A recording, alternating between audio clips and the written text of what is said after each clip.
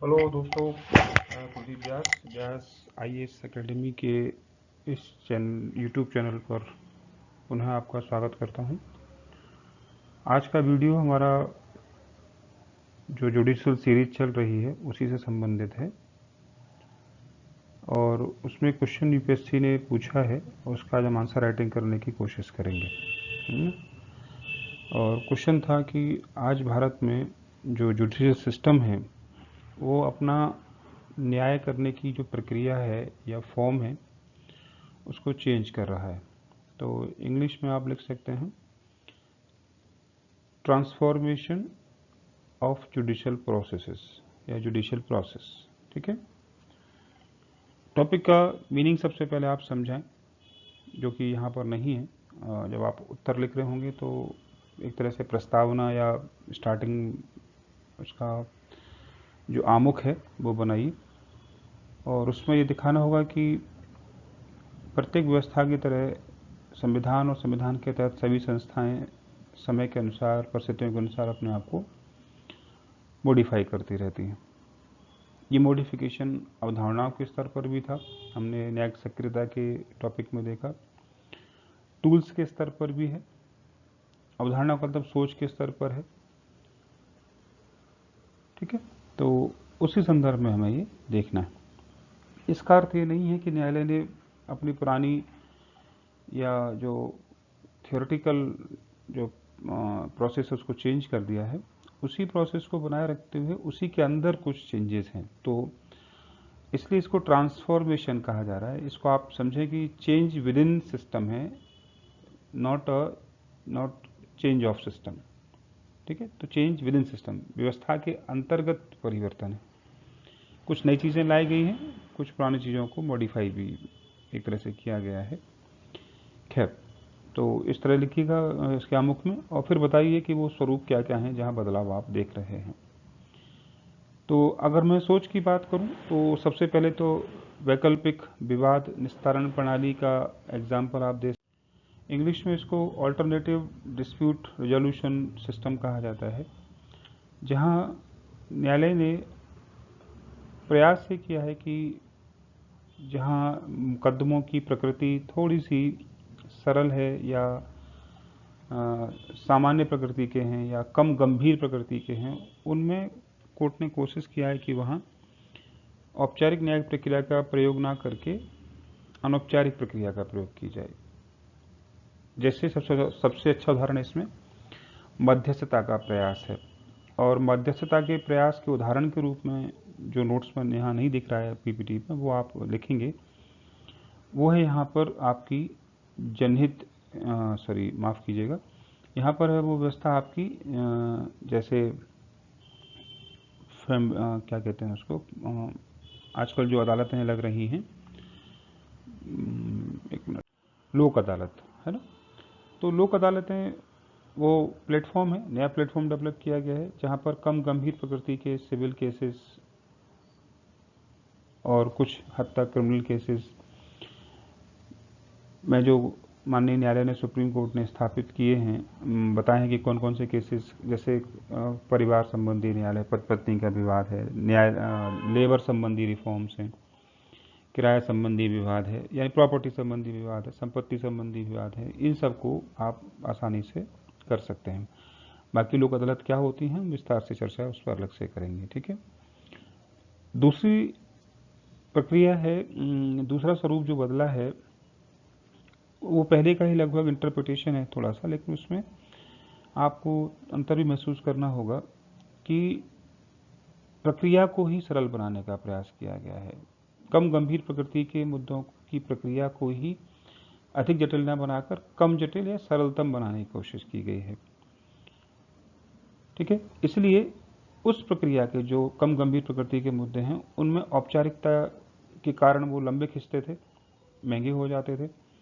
उनको कोशिश की गई कि प्रक्रिया को सरल बनाया जाए और औपचारिकता को कम से कम, जैसे फाइल करने की प्रोसेस है, फीस का प्रक्रिया है, वकील की अनिवार्यता है, जज की बेंच की एक संख्या तय करने का, मतलब बहुत सारे इश्यू ऐसे हैं।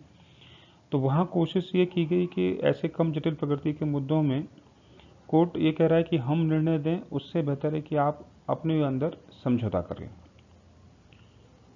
अब वो समझौता कोर्ट की मध्यस्थता में भी हो सकता है और कोर्ट की निगरानी और दूसरे की मध्यस्थता से भी किया जा सकता है। इसलिए मैंने कहा कि पहला और दूसरा लगभग एक दूसरे के पूरक हैं, लेकिन एक नहीं। तीसरा, न्यायिक विकेंद्रीकरण। न्यायिक विकेंद्रीकरण में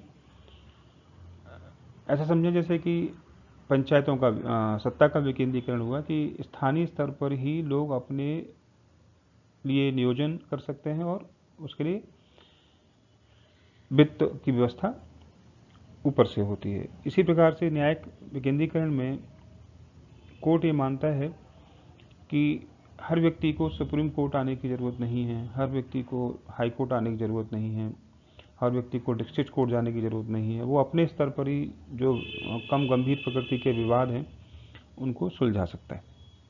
इसका उदाहरण है ग्राम पंचायत। आप जरूर लिखें इसको उदाहरण के रूप में, ग्राम पंचायत। तीसरा है न्यायालय से आपके दरवाजे की यात्रा। इसको कहते हैं justice at your door. Court ये भी सेकंड और जो थर्ड और फोर्थ हैं पॉइंट, वो भी लगभग एक दूसरे के सप्लीमेंट्री हैं। इसमें भी कोर्ट कहता है कि अगर आप किसी कारण से हमारे पास नहीं आ रहे हैं और हमारा काम अगर न्याय देना है, तो उसके लिए ज़रूरी नहीं कि आप हमारे पास आएँ, क्योंकि हमारा काम न्याय देना है तो हम भी आपके दरवाजे पर आकर न्याय दे सकते हैं। ठीक है, ये सही है, हर केस में संभव नहीं हुआ, लेकिन जहाँ संभव है तो सचल न्यायालय, मोबाइल कोर्ट्स की अवधारणा आप यहाँ देखने को मिलती है। ठीक है, ये भी एक नई प्रक्रिया है विधायक न्यायपालिका में। अगला है आपराधिक मनोवृत्तियों में परिवर्तन का प्रयास। पहले भी होता था कि जेल भेजकर अपराधी की मनोवृत्तियों में परिवर्तन की कोशिश की जाती थी, लेकिन अब जेल ना भेजकर या कम समय के लिए जेल भेजकर अपराधी को मौका दिया जाता है कि तुम्हारी सजा इस केस में संभवतः 7 साल थी, तो अगर तुम यहाँ समझौता करते हो विक्टिम से तो हम सजा भी कम कर सकते हैं और आपसे कंपनसेट भी कर देंगे।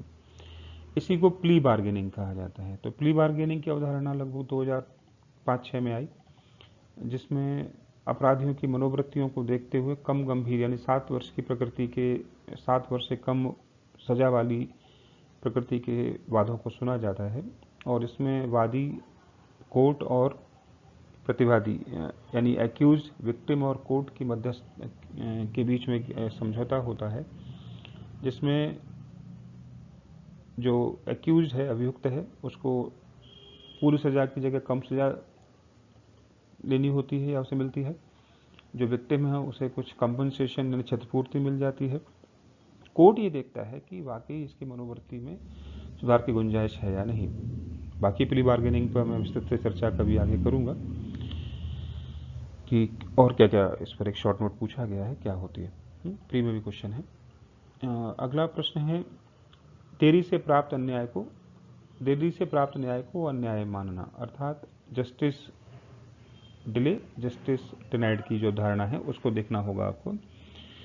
कोर्ट ये भी मानता है कि अगर न्याय देर से मिला है तो उसकी कोई कीमत नहीं है, इसलिए कोर्ट न्याय तभी तक न्याय की प्रकृति सब गंभीर रहती जब तक कि समय से न्याय मिल जाए। उसके लिए कोर्ट ने फास्ट ट्रैक कोर्ट की अवधारणा अपनाई है। और लास्ट है निम्न वर्ग की न्याय तक पहुंच के लिए विधिक सहायता क्लिनिक एग्जाम्पल है इसका। इस पर भी एक अलग से प्रश्न पूछा गया है, नालसा क्या है, विधिक सहायता क्लिनिक क्या है, इन पर क्वेश्चन है। ये दोनों ही जो संस्थाएं हैं या जो अवधारणाएं हैं वो बेसिकली डिसेंट्रलाइजेशन के लिए ही रखी गई हैं, लेकिन उससे ज़्यादा कुछ और भी है इसमें। निम्न वर्ग का मतलब ग्रामीण वर्ग, निम्न वर्ग का मतलब जो उच्च न्यायपालिका तक महंगी खर्चे के चलते नहीं पहुंच पाता, दुरूह जटिल न्याय प्रक्रिया को नहीं समझ पाता। तो इसकी तुलना प्राथमिक स्वास्थ्य केंद्र कम्युनिटी हेल्थ सेंटर से की गई है। जिस तरह community health centre, anganwadi type की जो संस्थाएं हैं, वो मनुष्य के जन्म और उससे पहले की प्रक्रिया के लिए जिम्मेदार हैं, उसे वो अच्छे से ठीक करती हैं, उसे अच्छे से बनाए रखते हैं। इसी प्रकार से न्याय की जो मूल प्रक्रिया है वो ग्रामीण या वंचित क्षेत्रों के लिए, और वहाँ ज़रूरी है कि वो लोग न्याय समझें, न्याय की संबंधित जो औपचारिकताएं हैं उनको समझें। जरूरत पड़ने पर। इसी अवधारणा के तहत विधिक सहायता क्लिनिक, लीगल एड क्लिनिक बनाए गए। जैसा कि आप जानते हैं कि ये अवधारणा हमारे डायरेक्टिव प्रिंसिपल्स में भी है, फ्री लीगल एड के माध्यम से। इस क्लिनिक को नालसा, राष्ट्रीय विधिक सेवा प्राधिकरण, नेशनल लॉ सर्विस अथॉरिटी के माध्यम से लागू किया गया 2010 से।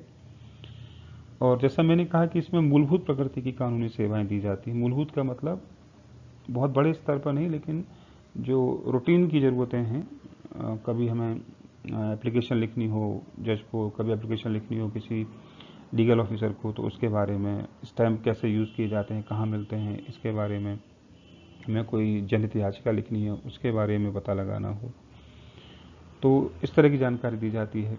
दूसरी कि हमें कौन सी सेवा कहाँ मिल सकती है, कितने दिन में मिलेगी, कौन नोडल अधिकारी होगा, क्या फीसेस होंगी उसकी, ना मिलने पर कहाँ हम अपील कर सकते हैं, इस तरह की जानकारी विधिक दस्तावेजों की दी जाती है। और तीसरा है, आवश्यकता पड़ने पर एक अभिभाषक अर्थात एडवोकेट की व्यवस्था भी ये क्लिनिक कर देते हैं। तो एक तरह से फर्स्ट एड फैसिलिटीज़ हैं जो हमारे प्राथमिक स्वास्थ्य केंद्र देते हैं, उस तरह से ये विधिक सहायता क्लिनिक भी अपनी सुविधाएं प्रदान करते हैं। तो ये हैं आज के दौर में न्यायालय द्वारा बदलती हुई प्रक्रियाएं। इनमें बहुत कुछ और डाल सकते थे, जैसे जनहित याचिका है,